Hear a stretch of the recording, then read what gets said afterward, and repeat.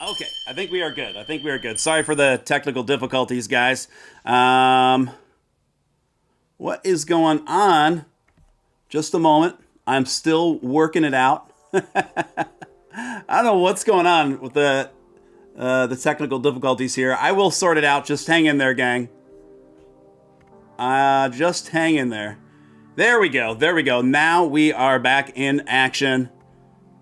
All right, there we are. What is going on, guys? This is your man, Real Deal, Steele, coming to you live this Thursday. Happy Thanksgiving, everyone. 2021 Thanksgiving. Happy Turkey Day, everyone. I hope you had an awesome time with friends, family, or even if you're by yourself. I got you covered. Happy Thanksgiving, everyone. Good to see you. A lot of familiar names in the chat. Some new folks as well. Great to see you guys. I actually took a mission to see my family, who I haven't gotten a chance to see in pretty much in almost a year. So it was great to see my folks and my niece, and it was just a quaint, little time there, and really enjoyed it. Had a lot of turkey. Had a lot of gravy. It's good stuff. Speaking of good stuff, I've got good stuff lined up for you guys tonight. Got a good Thanksgiving special lined up for you guys tonight. So before we get started, if I could ask you just to hit that, excuse me, there's that turkey. Hit that like button, smash that like button. It takes a split second of your time. It really helps out a lot. And also, if you're new here, I'd like to personally welcome you. You're watching Steven Steele Live. I'm Steven Steele. Great to have you here. Would love to have you be a part of this community. So hit that subscribe button, hit that notification bell, ascend with us to the moon, to Mars, and beyond. Some folks are even going to your anus.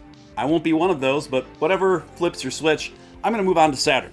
Also, if you feel compelled to super chat anywhere throughout the duration of this broadcast, it's obviously hugely appreciated for all the time and efforts put in. Who do we got up in the chat tonight? We've got the Hump Deezy, we got Jimmy D, we got Slay Blaze, we got 7-1, we've got the Bang Stun, we've got Hector the Dude, we've got the Zombie Doge Army, we've got Marie Potter, we've got Mike Tracy, we've got Corey E, we've got Frank, we've got Nick Balls, of course, we've got Corey E, we've got Upcoin, welcome, we've got Mr. Lynn, we've got Swift Pilot, we've got... who else do we got? We got so many others. And Anita Hywick celebrating 3 months of membership. Thank you for your continued support of the show and your continued membership. Anita, good to see you in the mix. Donna Tabuki, of course. Great to see you, Donna. Low Roller, etc., etc. My mods, thank you to my mods, Mama Crypto, and Keith and Nick, and a whole host of solid folks up in here tonight. We've got the dream team. Tonight we're going to talk about NASA. We're going to talk about Dogecoin. We're going to talk about Elon Musk. We're going to talk about a cocaine-loving cactus. Yes, that, folks. Hang in there. The Rock Lobster. Jesse, thank you so much. Rock Lobster on the scene, if you know what I mean. Starting things off with big Doge energy with a $50 rocker. Thank you so much for the $50 make you holler, Rock Lobster. I love it. Greetings from Birmingham. We'll be live streaming tomorrow night from tomorrow night's gig from Arena, my IG father badass, to celebrate 24 years of Eagles of Death Metal. Happy Thanksgiving, y'all. Thankful to be back on tour, and for all of you here in this most rad community. Just absolutely epic super chat coming from Rock Lobster. I wasn't sure if he wanted to be doxxed, but he did it himself, so that means it's okay. But Rock Lobster is Jesse from Eagles of Death Metal. So cool, and he's a huge fan of the show. We love you here, Jesse. You are awesome. You rock, and it's just so great to have your support and have you be a part of this community. Rock Lobster's been supporting this channel pretty much almost since I started. He was on the scene pretty early, so thank you so much, Jesse. Awesome. Check out Eagles of Death Metal on the road if you can. They are fantastic. I'm so glad that you're out there touring and having an awesome time. Thank you so much for the update, man, and thank you for your continued support. Donna Tabuki coming in with $10 super chat. I'm very happy you had a great day. Appreciate that. Sometimes happiness is a decision, folks. And you learn that the older you get, the younger you are. It feels like happiness comes much easier. The older you get, happiness becomes more of a decision many times. So you got to choose. You got to choose to see the bright side, and soon you will feel that way. Let's see what's going on in the chat. Awesome. Eagles of Death Metal. Yes, that is Rock Lobster is Eagles of Death Metal, essentially. Yes, it's amazing. It's amazing. Donna Tabuki, $10 super chat. Thank you, Donna. Rock Lobster needs an emoji. I think so. I think Rock Lobster, look, it reminds me, I've got to get Nick Balls his own emoji. I'm way overdue on that. But I think Rock Lobster, I think Jesse should get his own emoji. I think it's appropriate. Happy Thanksgiving to all you guys. People are fired up in here, and I love it. We've got big energy in here tonight. Miss Alyssa's got 40 million on Spotify. Yeah. He's the deal, man. That is Jesse from Eagles, man. So it's so crazy because I remember just consuming his music, throughout the years, and then connecting in this way is just awesome. So great, guys. By the way, please hit that like button if you haven't already. It just takes 2 seconds. It really helps with those algorithms. Thank you so much, you guys. Thank you so much. So how did you guys do it on Thanksgiving today? How was your Thanksgiving? I hope it was enjoyable. What's the favorite thing that you ate aside from turkey? Turkey goes without saying. That's my favorite, but that goes without saying. What's your favorite thing you ate today aside from the big bird? Robbie Gilchrist coming in large and in charge with 70 Canadian dollars, $69.99. We love the 6.9. Ain't it fine? We love it. Thank you so much, you guys, for blowing it up tonight, starting it off right and out of sight, shooting things to the moon, Mars, and beyond. I love it. Guess who else loves it? Come here. Remy loves it. She only loves the treats. She's a dine and dash girl. But thank you so much. Thank you so much, Robbie, for the big super chat. Appreciate it so much, bro. The quintessential Dogecoin dolphin. That's what we call Robbie. Robbie in the mix. You disappeared for a bit. I notice. Even if my regulars, they miss like 2 shows, it's all kept in the Rolodex in my mind, friends. So when you come back, I know these things. When you're absent, I notice. I cry myself to sleep in your absence, guys. We love the Dogecoin Dolphin, another longtime supporter of the show. We've got the best community here. Honestly, we may not be the biggest, but we are the best, hands down, around. Really, we got the best energy here. Robbie Gilchrist laying it down. Robbie, making it rain like we're in the club, like we're in the what do you call it, with the Spearmint Rhino, like we're in Hustler Club. Thank you so much for laying it down again for $69.99 Canadians. Wow, I don't even know what to say. It's this is a wild night. Wild. Yeehaw. The Crypto Cowboy is in session, ladies and gentlemen. I love it. Robbie Gilchrist, appreciate you, man. Appreciate you so much. Thank you for making it rain up in here. Very cool, very cool. Another one, someone said, DJ Khalid. Thank you so much, Robbie. Appreciate you so much. Thank you guys literally for helping to keep the lights on over here at Steele HQ. Thank you so much, guys. Thank you so much. Let's see what else is going on in the chat. My Doge is looking for more treats. There's no more treats. Don't be spoiled. Don't be spoiled, girl. So Yorkshire pudding. Ooh, good call. I like that. Someone else said pie. What kind of pie? My. Let's see. Yes, yeehaw indeed. What is going on? Let's get to the first story of the night. First story of the night is Elon Musk. One-word advice for Dogecoin cryptocurrency owners. Musk has been a vocal supporter of Dogecoin, a meme coin that came from the Shiba Inu meme. Musk has been on multiple occasions urged Dogecoin owners to hold their coins, as the Tesla CEO expects Dogecoin's value to shoot up to the moon. Musk has been quite vocal about his faith in Dogecoin. Now Musk has some advice for Dogecoin holders in response to Bill Lee, not Billy, as in Billy Marcus, a guy named Bill Lee, the founding partner at West Coast Holdings, an investor in Musk's companies. Musk agreed that the fact that until wallet keys are not in users' possession, they should not consider the holdings their own. In one word response, Elon Musk said exactly, responding to a tweet from Lee, who said, "Not your keys, not your crypto," in response to a tweet saying that the idea of a My Doge wallet, a Doge metaverse getaway, is to break the dependence on exchanges like Binance and Robinhood.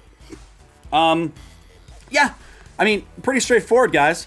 Until you have the capability to actually move your Dogecoin around off of your exchanges, it's not entirely your Doge, right? Until you have the freedom to transfer it to a cold wallet or buy things with it or tip people with it or whatever. It's not entirely yours. Now, the good news is Robinhood, who is the biggest, has the most Dogecoin holders on it, is providing those wallets after massive customer demand there. So that's good. I think many other exchanges that aren't there yet are going to have to follow suit to stay relevant in the market. I'm looking at you, Voyager. I love Voyager, but where the hell are the Dogecoin wallets? Make it happen, Captain. You guys said you were supposed to take care of this months ago, and there's still no Dogecoin wallets on Voyager. Inexcusable, Voyager. Make it happen. I love Voyager in pretty much all their aspects except for that. Their interest rates are incredible. Their crypto offerings are incredible. What do we got here? Superchat. I didn't forget about you. Superchat of Seeker of Glory. Awesome. Good to see you, Seeker of Glory. Thank you for the Superchat. Happy Thanksgiving, Mr. Steele. Do you think crypto is still in a bull run? And for how much longer? Great question. Believe it or not, I do still think we're in a bull run. Obviously, we are in retracement right now. We're in a course correction, but this is something Nick and I talked about previously before predicting the bull run that we were seeing incoming. So overall, I think we are still going to continue to be in a bull run that's only going to get much more bullish in the very near future, extending through the end of the year and into quarter one. Now, there's plenty of data to suggest that we are going to run up within the next 2 weeks very significantly as it relates from Bitcoin and Dogecoin specifically. I think that the NFT market's about to go even much more wild. The DeFi market as well. We are already seeing strong bullish signs of the DeFi market outpacing the rest of the crypto market, which is really fascinating to see. And that's why I gave you guys a heads up. For the last month, I've been talking about AVAX, Crow, and Sandbox, and I think there's still, even though these three have been going absolutely wild, I think there's still plenty of room to go there.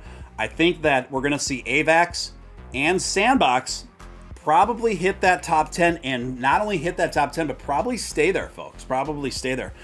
So the DeFi space isn't going anywhere.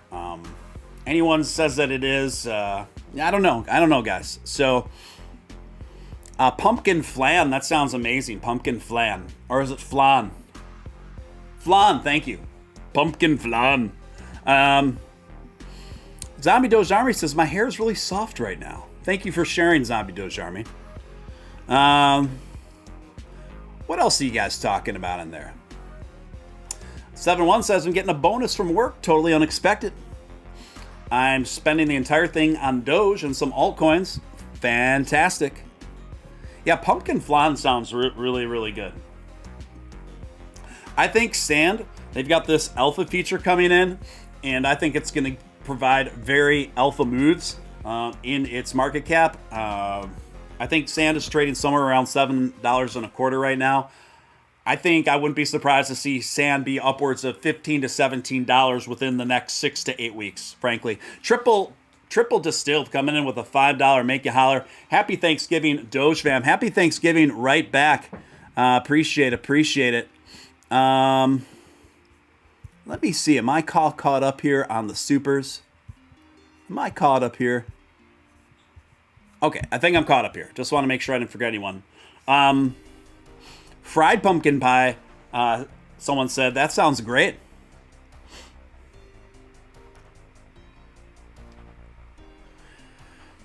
Yes, indeed. I love asparagus. I love asparagus as a side for anything. It makes your pee a bit fragrant, but other than that, it's very good and very good for you. Nick says, nice hat. Thank you, sir. Appreciate it. I got this hat. This is one of my favorites. I got this hat while being on the road, antique hunting. I came across this specimen. I'd wager to say this is a hat from the early 70s.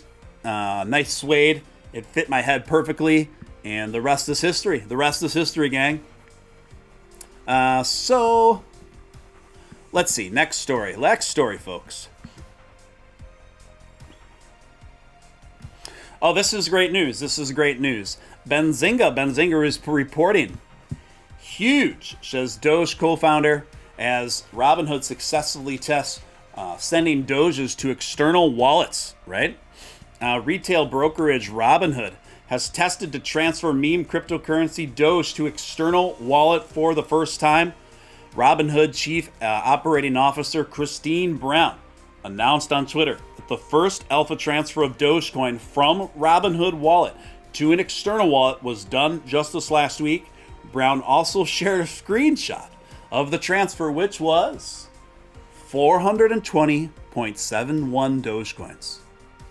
For a network fee of 0.02 Doge, adding that transfers between Robinhood wallets or customers will not occur a network fee. The Dogecoin transfer was appreciated by the meme cryptocurrency's co-creator, Billy Marcus, who goes by the username Shibatoshi Nakamoto. We all know this. Marcus described the development as huge. Yo, this is huge. That's what she said. Why it matters, crypto enthusiasts have urged companies like Robinhood to add cryptocurrency to their wallets. The integration of the long-awaited feature on Robinhood would allow users to store as well as transfer cryptocurrencies. Brown said earlier this month that Robinhood has over 1.6 million people on the waitlist as its cryptocurrency wallets. Robinhood supports buying and selling of, this is all redundant information, but this is excellent. We have confirmed beta testing that has been screenshot and shared with the public from Robinhood. This is going down. This is going to be huge momentum, huge Doge momentum for all you Dogecoin holders, as Robinhood accounts for over 30% of all Dogecoin holders worldwide. It is also estimated that there's over 4 million Dogecoin holders in totality. So do the math, folks. That's a lot of Dogecoin holders on this planet that are going to be given access to Dogecoin wallets to trade, to purchase, to spend, to transfer. And I think this is going to have an enormously bullish effect on the DOGE. Mary in New York coming in with a $5 super chat. Appreciate it so much, Mary. Thank you for your continued support of the program. Happy Thanksgiving to you and your family, Mr. Steele. I believe Dogecoin is going to get short squeeze very soon and go up very strong as a result. I'm glad you brought that up, Mary. That is definitely one of the topics of discussion tonight, and I can't think of any better time than to tackle it right now. Hold on as I bring up my notes concerning that. CoinPage announced, but they came out with this article early today about it. Dogecoin shorts hit all-time high. Is a short squeeze incoming? Dogecoin, the meme cryptocurrency, has been a price slumber for years now, with no signs of revival. Now the number of marginal Doge short positions hitting all-time high on Bitfinance. The Doge community are hopeful about a possible short squeeze. The short squeeze trend gained momentum as the state of the year when the Reddit group initiated a short squeeze for heavily shorted stocks, namely GameStop and AMC. The short squeeze usually occurs when people start buying heavily shorted stocks, which eventually pushes the price up, liquidating short positions. When the GameStop saga began in February involving Robinhood, Doge became part of it, as well as leading the surge on the price as well. The original meme cryptocurrency had a phenomenal run in the first half of the year, where it eliminated a zero from its price and went on to achieve the all-time high of nearly 74 cents before bleeding out more than 70% of its valuation over the past 6 months. Doge has got definitely some momentum last month, along with SHIB, to reach a new monthly high before sliding below a bit. Now, out of this, guys, can Doge reinvent a huge bull run?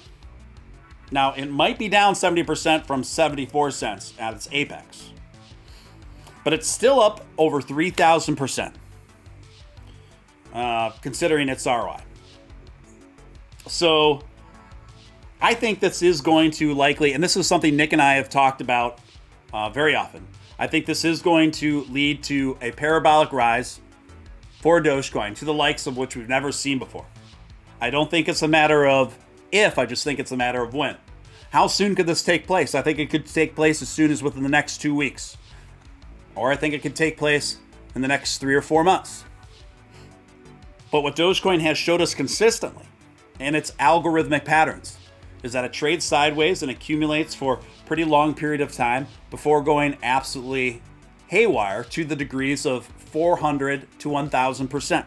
I think then the next parabolic rise, given the duration of accumulation and trading sideways, along with it holding the line above 20 cents, shows healthy stability. Considering that Doge was a fraction of a penny 12 months ago today. Okay? Considering all the huge dynamics that are coming into play on the first quarter of next year, I think we are likely, I think it's a high likelihood of when Doge goes up that we can expect a 500 to 1,200% increase in the market value of Dogecoin.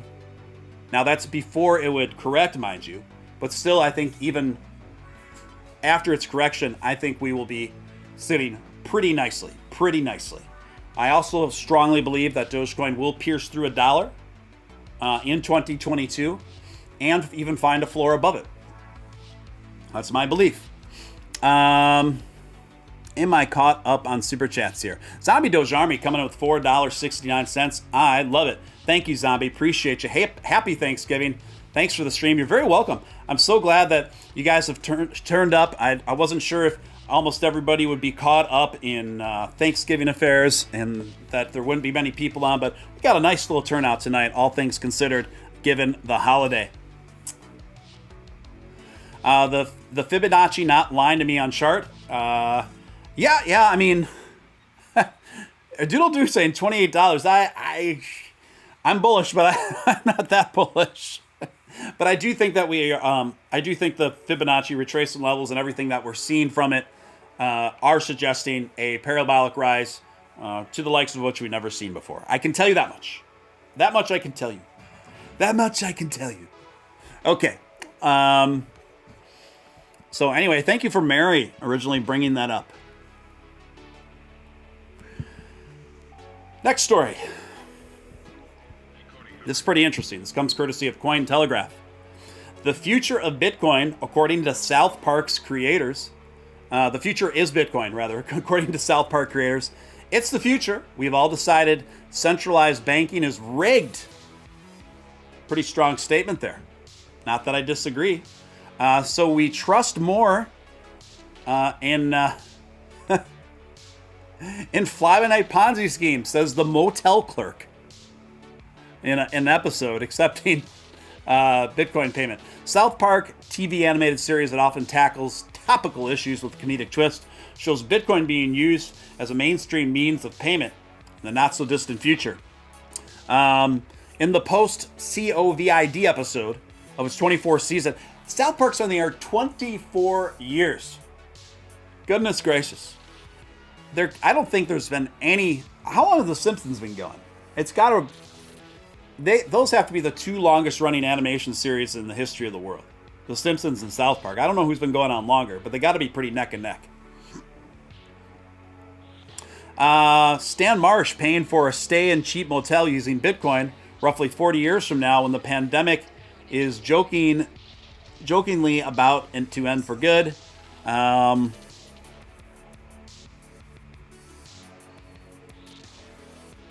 Anyway, I think this, now that I read into it a little bit more, I think that this this headline is clickbait. But I will say that the creators of South Park do strike me as the source that are probably heavily invested in Bitcoin and other cryptos. I guarantee it.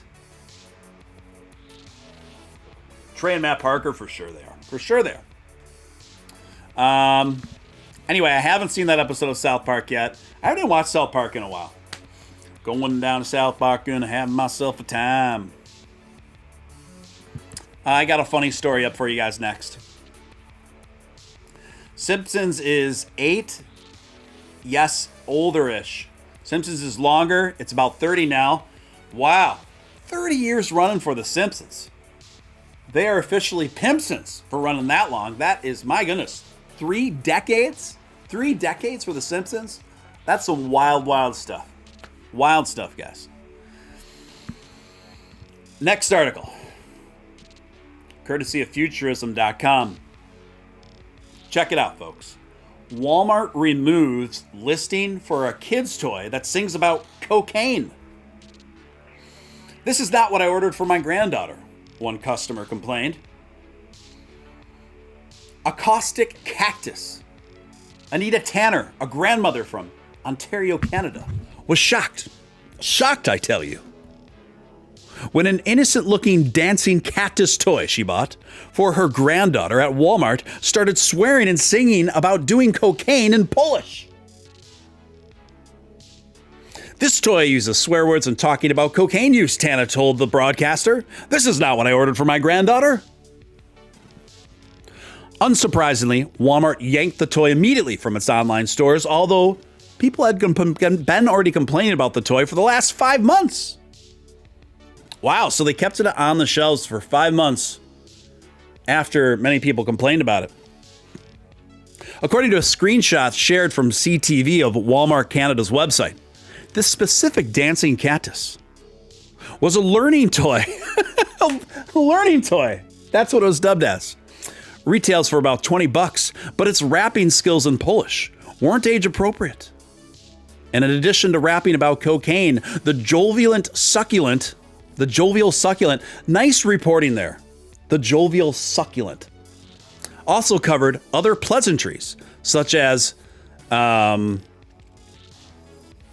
I can't say those words on the air. I don't want to violate TOS. It just so happens that I'm Polish, and when I started to listen to the songs and I heard the words, Tanner told CTV News, I was in shock. And I thought, what is this? Some kind of joke? What is this joke? You think this is joke? That's my Russian accent. Hey, you think this is joke? You think this is joke? It's about taking 5 grams of blow and being alone. It's a very depressing song, she added. As it turned out, the Chinese manufacturer that apparently had no idea it was using a song by Polish rapper Cyprus, who was, according to CTV News, had no idea the song was being used for a children's toy at all. Cyprus is now taking legal action against the manufacturer for blatant copyright infringement. So now the rapper is suing the toy manufacturer. What in the world is going on, guys? What's going on in the world? Bang Stun, thank you for your continued support for 6 months. 6 months of membership. Time flies, my friend. It's been 6 months already together, and it's gone by so fast. Thankful for Doge Crypto to be here with you all. I'm so thankful for each and every one of you guys. I'm so thankful for you guys. I'm so thankful that we've built out this community together. We continue to do great things. We continue to have more fun. We continue to make more money. We continue to make new friends. And folks, that's what it's all about. Speaking of community members, Josh Randell disavows coming in with a $10 super chat. Great to see you, Josh, and happy Thanksgiving to you. Doodle do, I ate an elephant's worth of ham and turkey. I'm in hell, bro. Someone's got the meat sweats. Meat sweats are a real thing, by the way. Thanks, Steven. You probably do a really good Duke Nukem voice. Yeah, probably. Probably. Someone ate the driest gravy ever. Well, that doesn't sound very fun. Turkey too dry. No wet gravy. The turkey I had today was It was very moist. I had some very moist turkey. I had some gluten-free stuffing. That was actually, I had some green beans. I had some broccoli salad. And cheat on my diet a little bit and I had a slice of pie that my niece made, and it was fabulous. It was fabulous. It was fabulous. Jimmy D says, Steven and this community best in the game.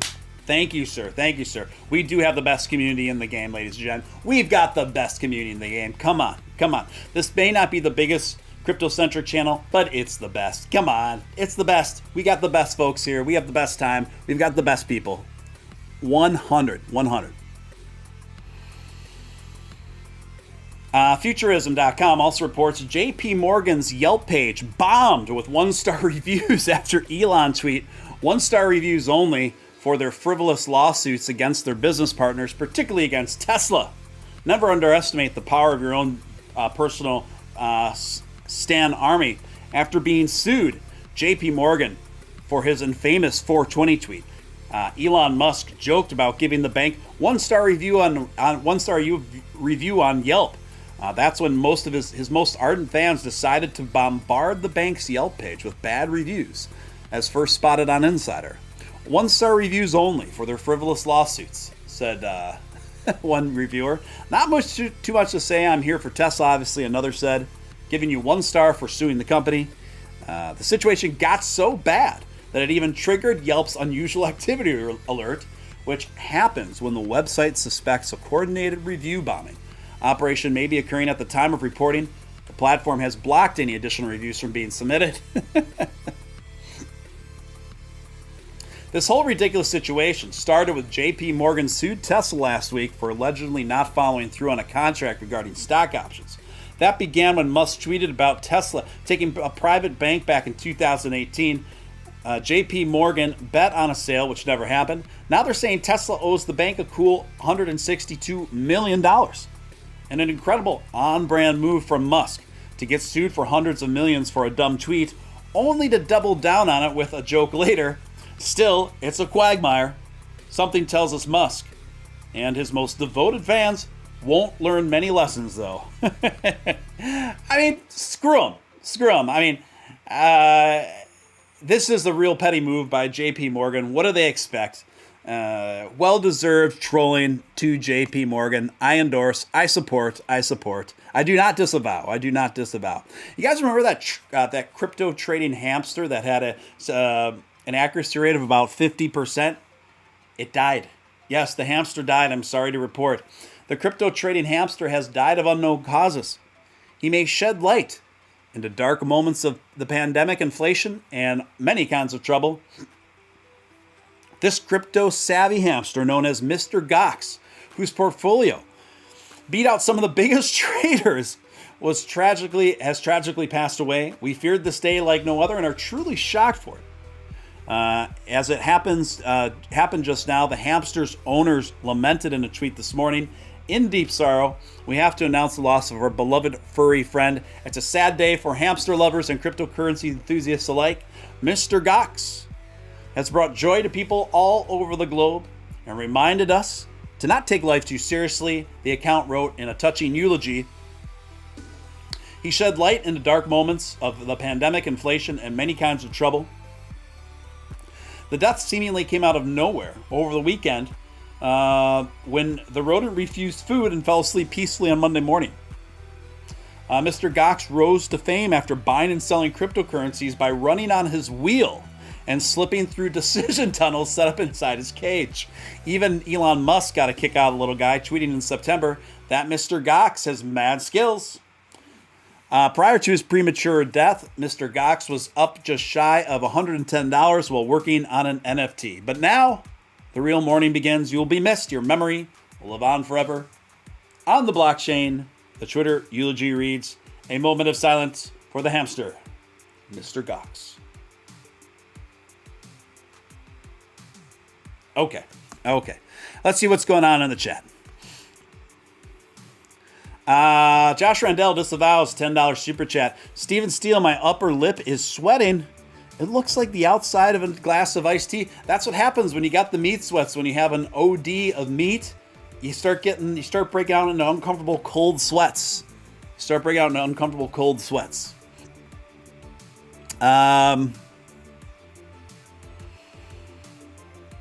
Who hates chocolate? I love chocolate. You guys know me. I like dark chocolate with sea salt. That's my jam. Everyone knows it.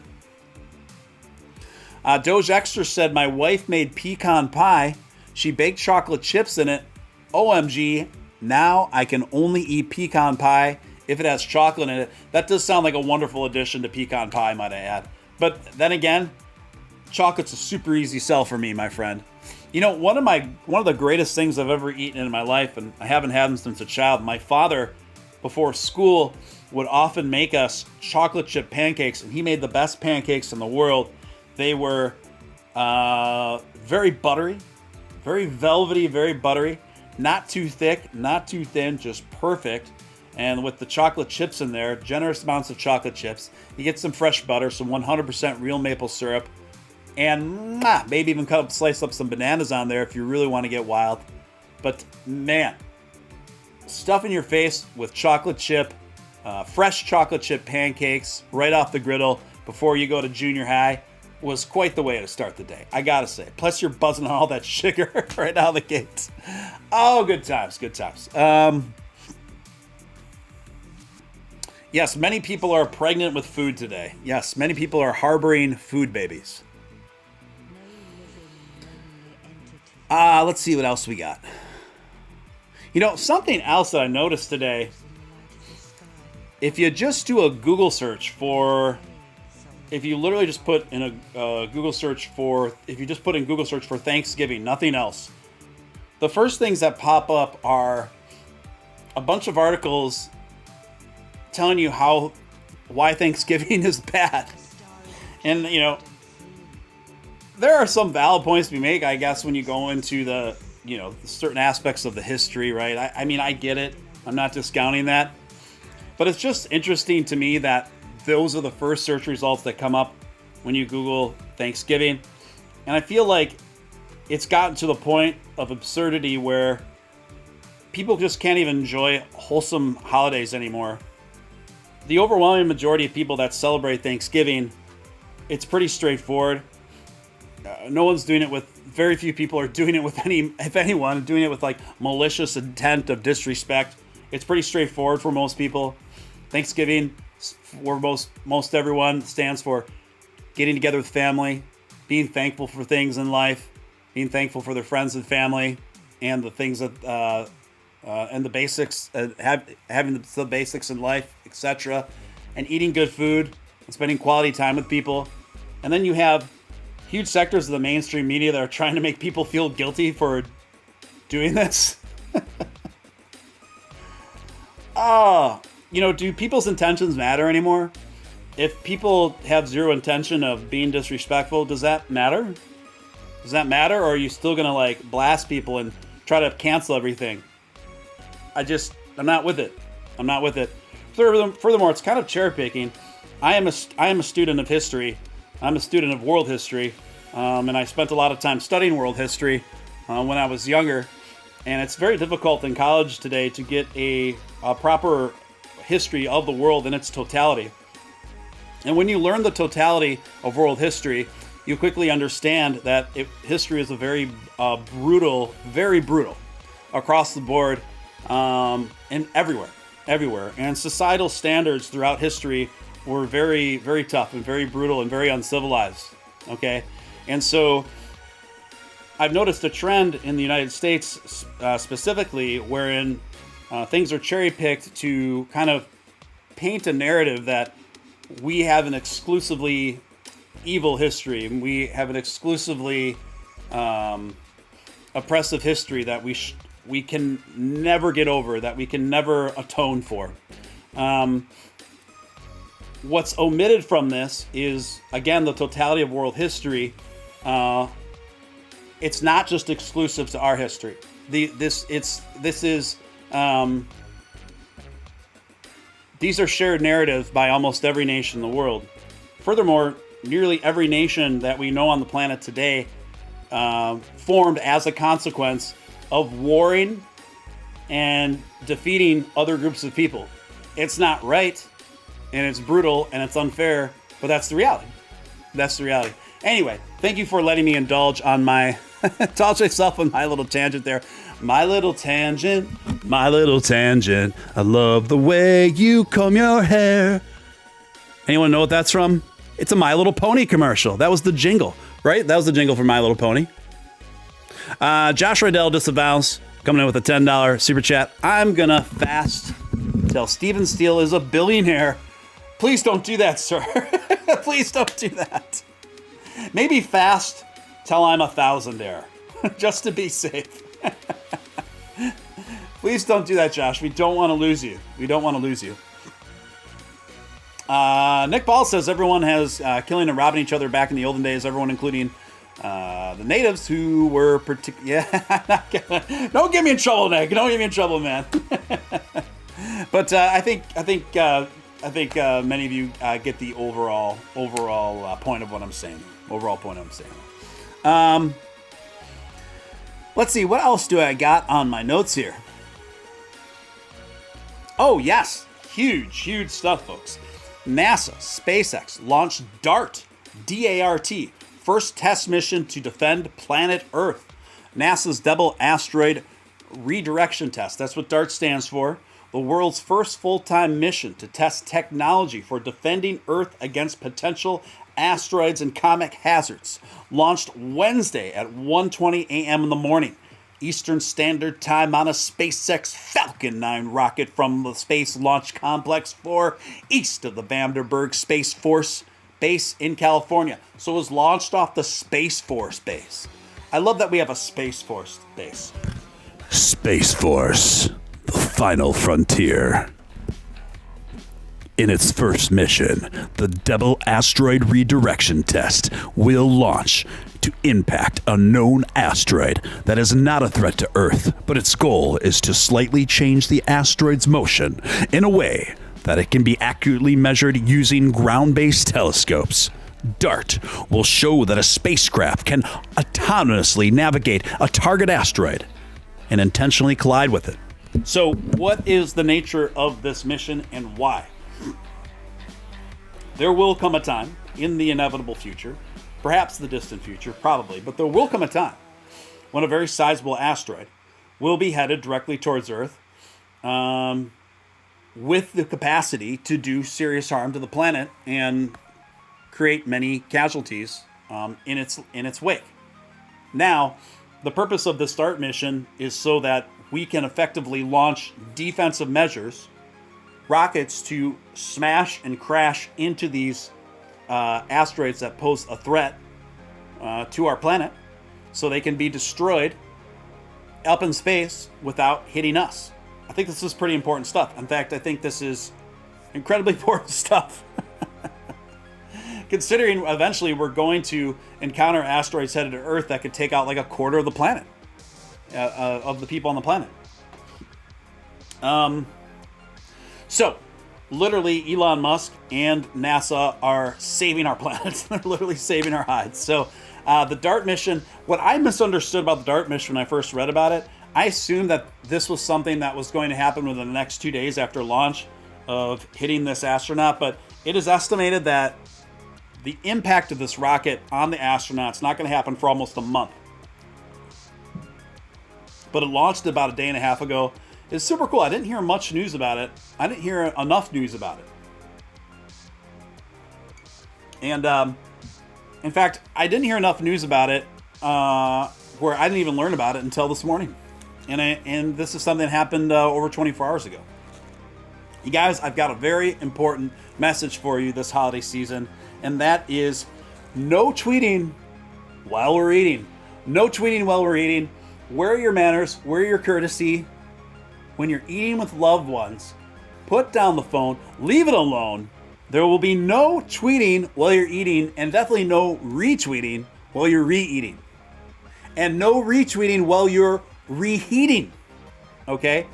Just keep that in mind. You know, something that's always kind of been a deal breaker for me when I was out dating more was when a gal would spend too much time on her phone while we were engaged in dinner, while we were engaged on a date. To me, that was the ultimate red flag, ultimate non-starter, particularly if the girl is obsessed with her own Instagram while being on a date with you. That's like red flag city, man. Red flag city. More red flags on a situation like that than in a communist parade. No go. Non-starter.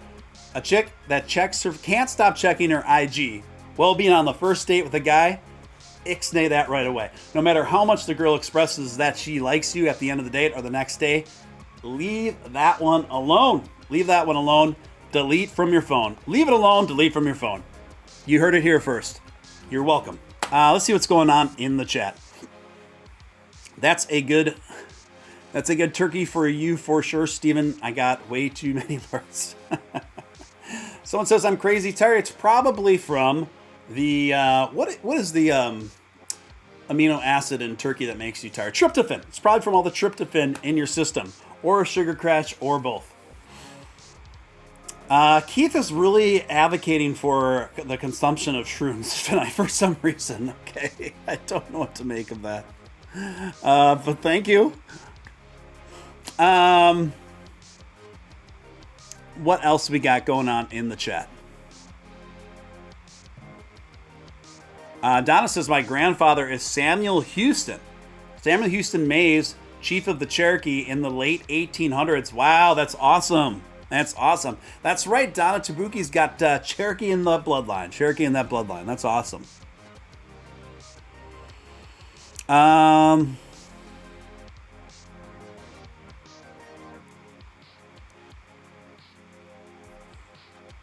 Let's see. I think I'm all caught up on the super chats and the chats in general.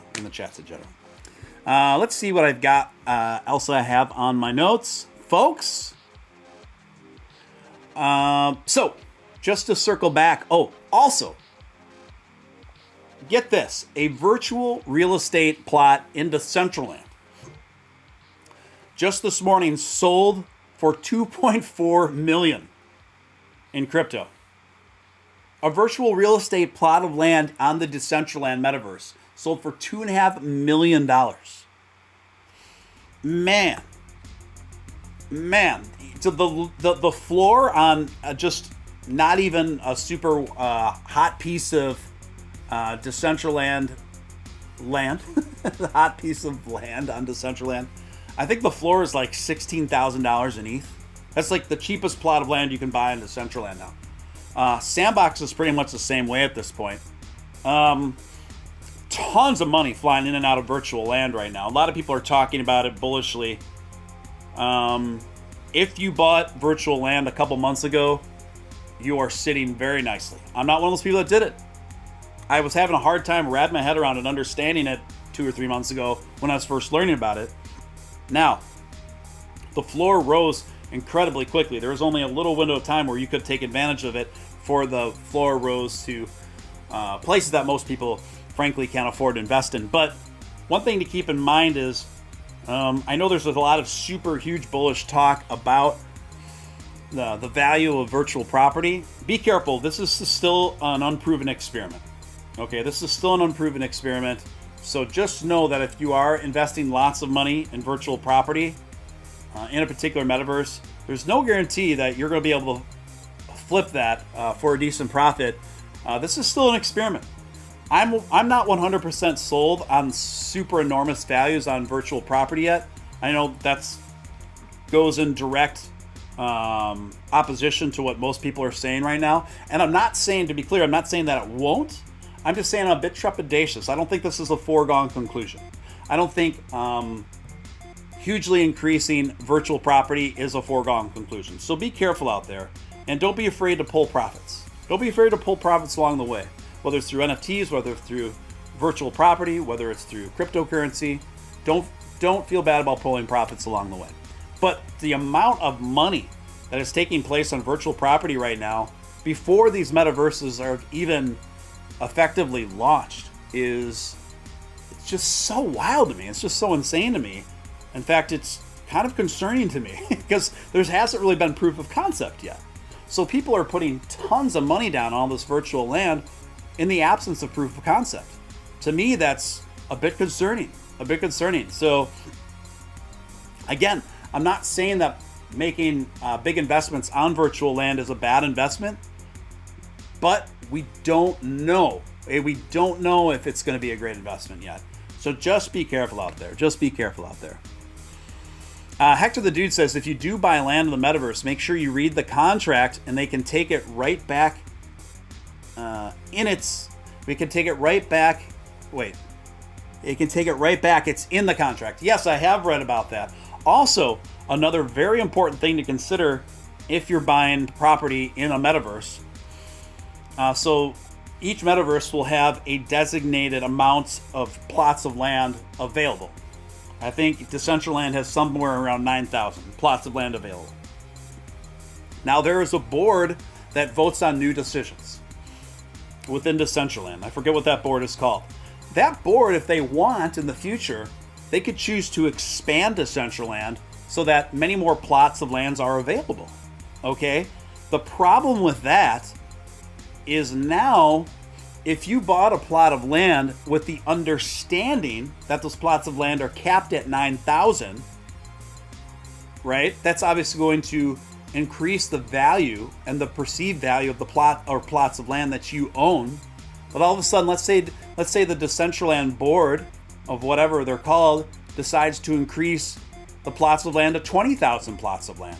So now you have something you paid super high premium price for, a plot of land, with the understanding only 9,000 plots of land are available, and then overnight they switch it to 20,000, or they can make it 50,000.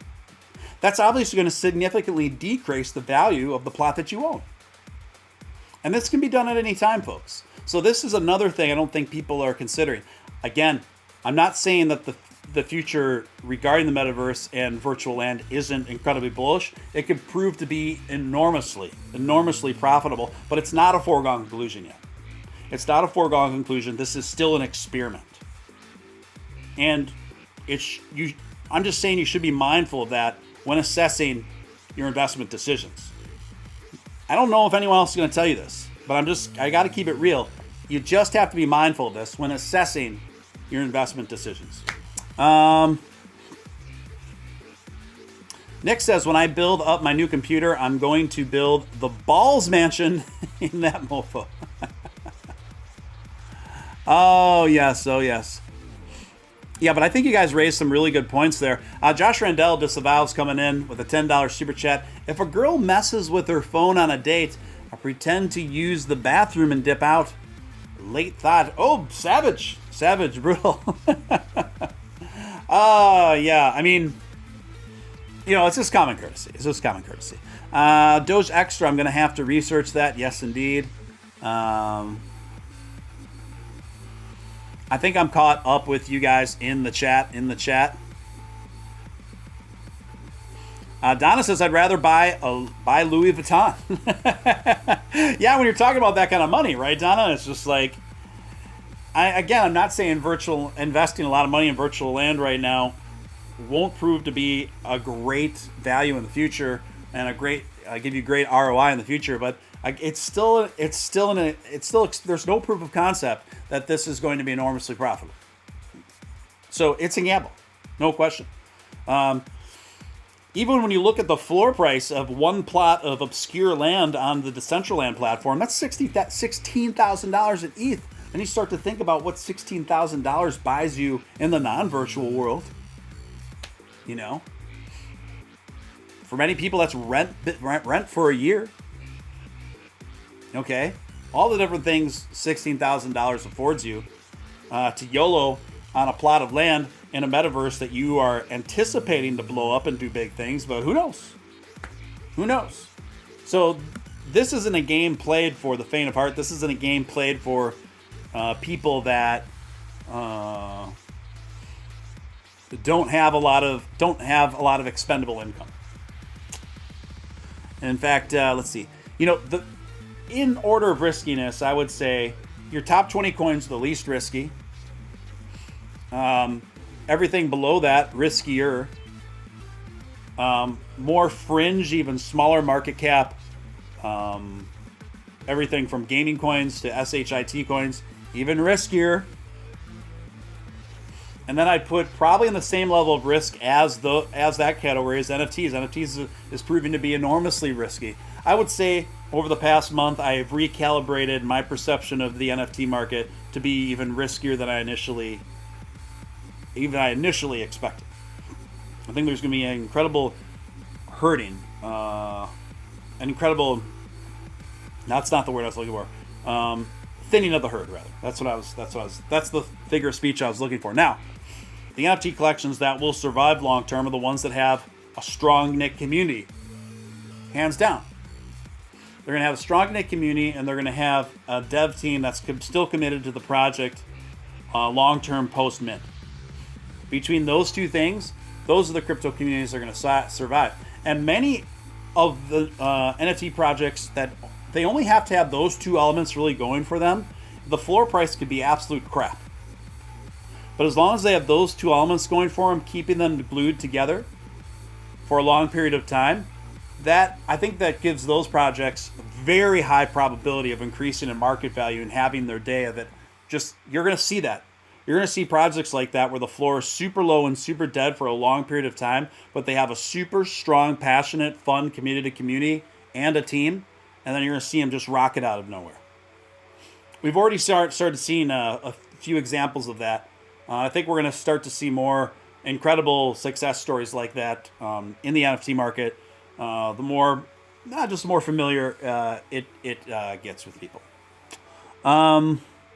Northwest Petrie says, I need more coffee. You, sir, are headed for super night owl territory if that's what you're talking about.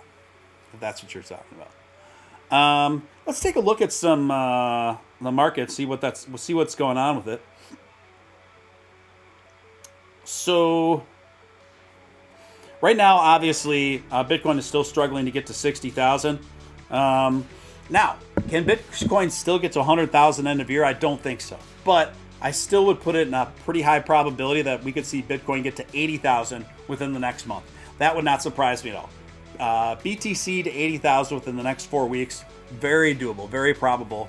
Along with that, I would say I wouldn't discount Dogecoin getting above 50 cents by January 1st either. Now, Ethereum right now actually doing pretty darn good, trading a little above 4,400. Okay, considering, so it's up 10% for the week. That's very, very good considering the size and scope of Ethereum. Bitcoin up 3.2% for the week, about 1% for the day. Not too shabby. XRP Ripple down 1% for the day, down about 0.5% for the week. The breakout winners, again, are the DeFi projects for this week. Check this out. AVAX, Avalanche, one of my favorites, is up 20% just this week. Right now trading at about $1.16. But it is in course correction today. It's down about 4.5%. I do expect it to run up again. It's trading sideways currently, but still up about 20% for the week and up about 64% for the month. I think there's a lot of room to go there still. Sandbox right now is up a whopping 777% for the last 30 days, up 65.5% just over this last week, folks. And down today in a big course correction of 6.5%, which doesn't surprise me considering how heavily it's been running up over the last 3 days. But between Sandbox and AVAX, even though they've come so far, I still think there's a lot of room there. And Crow too, if you're just willing to hold.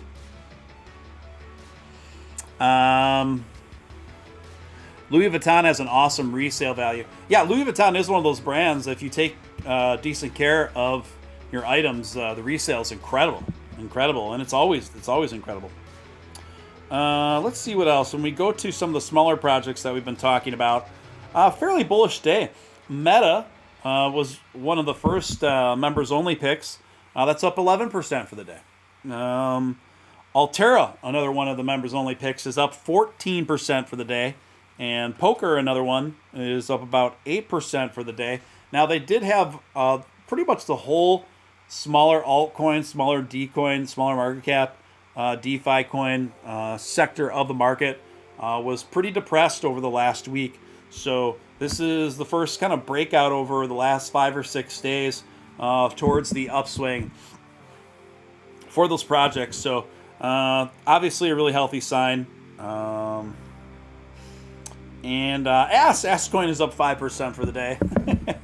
That's one I haven't looked at in a while. Have you covered the heaps of shorts on Doge right now? Yes, I have. Yes, I have, Nick.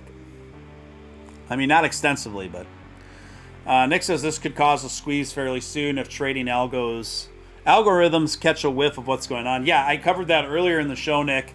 I do think that I do think it's a sign of a super bull run to precede it. A significant bull run to precede it. How about Xenu? Someone asks. That is Zombie Inu. It's one of the few SHIT coins that I have some position in. Now, just as a disclaimer, because I usually don't talk about those investments in the main show for a good reason. But this is not an endorsement. I don't make any official endorsement of SHIT coins. These are high risk, high reward investments. Just because somebody, I don't want anyone from the official teams of any of these projects to say that I'm endorsing them, etc. I'm not. But it is in retracement today about 4%. About 4%. I still think I think they have a super aggressive team there, and that's pretty much what I'm going on as far as that investment goes from what I've seen. That's pretty much what I'm based on. A super aggressive, committed dev team.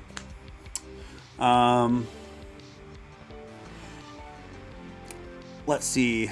Boots, Egos of Death Metal. Yes. Yeah, I'm not sure if he's still around, but yeah, Jesse from Eagles of Death Metal is Rock Lobster friends and out on the road right now. So there we have it. Guys, I don't know if I have anything more in my news to cover here.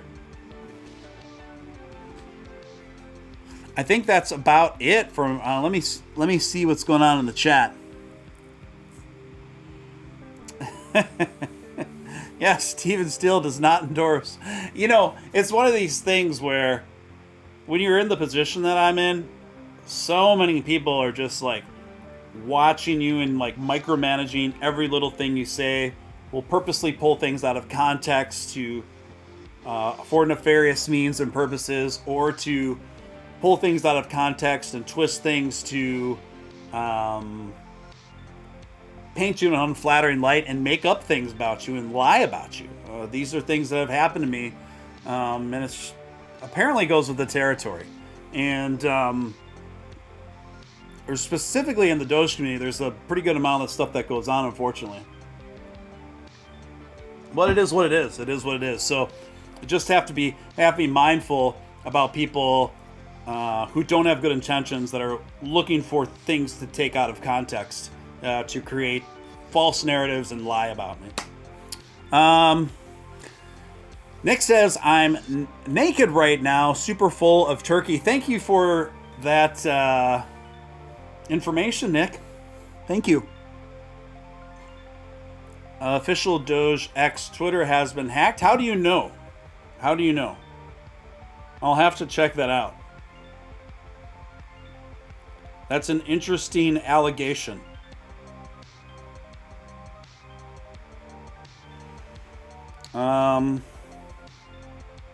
Yeah, it might have been, actually. It might have been. I'll have to check into that, because I do notice something funny going on about it. But thank you for that. I'm going to reach out to the developers and get on that as soon as I can. That's wild. Yeah, thank you for that. I'm going to reach out to developers. I'm actually also going to reach out to Matt and see what happened there. But thank you for that, Doge Extra. I'll be sure within the capacity and power I have to get on that aggressively. Donna Tabuki wants pictures of Nick naked, full of turkey. So there you go. There you go. Yeah. Maybe they're getting ready to add it back soon. Yeah, I'm not sure what's going on. This is the first time hearing about it from Doge Extra. But thank you, Doge Extra. Appreciate your vigilance on that. Yeah, I think it might have been because I don't see access to it right now. So I'm not sure what's going on there. But we'll get right on it. I mean, I'm not a developer, so it's not like in my wheelhouse, but the only thing I can do is communicate with folks and communicate with those folks and see what's going on.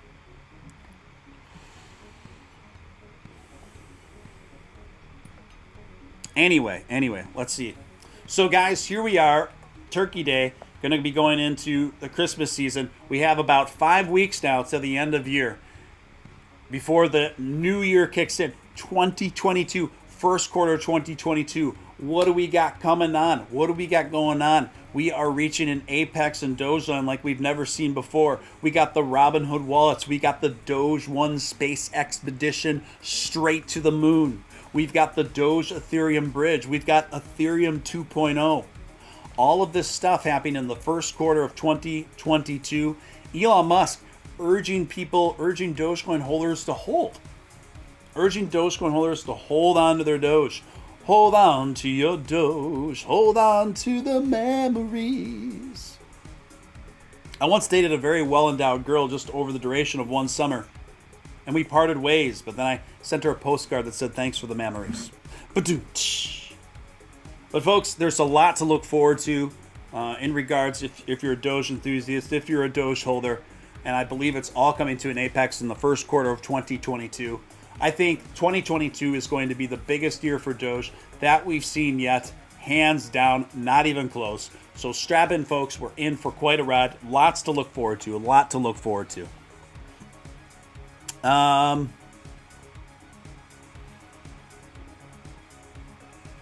Yes, indeed. Yes, indeed.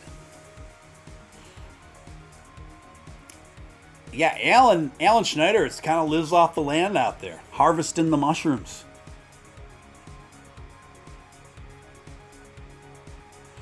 Yeah, Dogex Discord just posted an announcement about it. Hope everything works out okay. Yeah, it's a very strange security breach there. Yeah, I don't know what's going on. But I don't know if that was like a malicious hack or I don't know what happened there.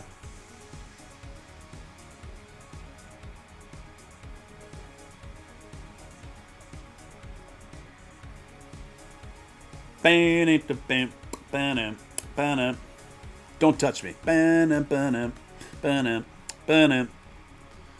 Okay, folks. Well, gonna train shoulders and arms tomorrow. Gonna be insane after all this, dude. Yeah, so going into this next week here, I think we're gonna see the shorts for Doge happen at a rate that we've never seen before. I do think it's going to propose a high probability of things getting very bullish for Doge following that. And so I think things could get pretty interesting pretty quickly here, folks. So just keep an eye on all of it. Guys, I want to thank each and every one of you guys for tuning in tonight. I'm kind of at the bottom of my notes here, but I hope you had an awesome time. Hope you had fun on the show. Hope you got something out of it. Hope you learned a little something, or had some entertainment out of it, or whatever. Thank you for joining me on my Thanksgiving special. I love you guys. I am thankful for you guys. I'm thankful for the community that we have built together. It's been absolutely phenomenal, extraordinary, and I am bullish on the future for Steele Live. I'm bullish on the future for this community. I am bullish on the future for each and every one of you fine people. We are going to win. We are going to do it to the future and beyond, folks. We are going to win. Don't you forget it. Believe it. Can you dig it?